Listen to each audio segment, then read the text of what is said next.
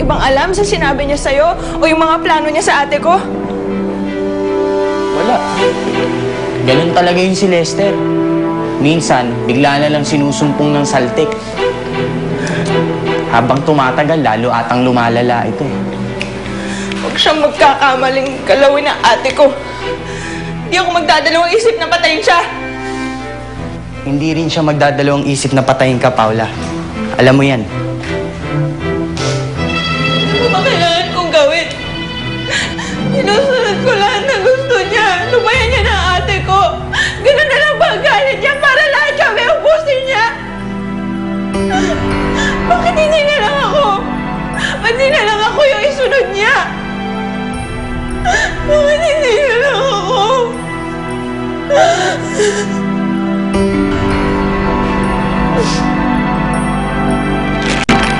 Helen? Helen? Hindi ko makita si Nino. Kanina nagdyan siya naglalaro ng saranggola eh. Bigla nawala. Hindi makita. Hindi ko siya mahanap.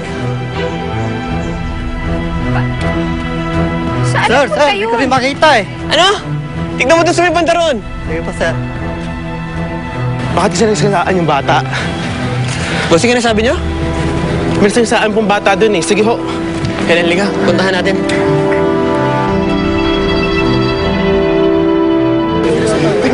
Tingnan nyo, na-disgrasya ko yung bata eh. Ninyo? Sakit. Ko, ano nangyari dito? Ninyo? Anong ginawa mo sa kanya? Bigla siya kasing tumawid eh. Mabuti nga naiiwas ko eh. Nasaan ba kayo? Hindi napabayaan niyo yung anak niyo. Anak! Anak! Ninyo? Daddy! Daddy! Andito na, Daddy. Huwag ka na umiyak. Gagaling ka rin.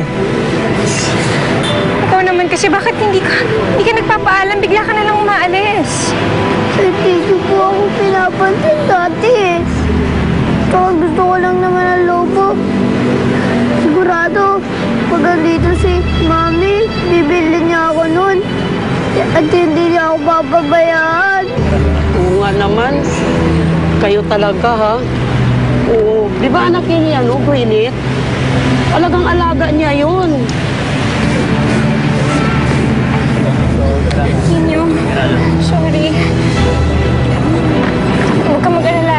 Hindi ka na namin papabayaan. Ano pang gusto mo? Ha? Gusto mo ng lobo? Sige, bibili kita ng lobo. Dali, maghahanap ako.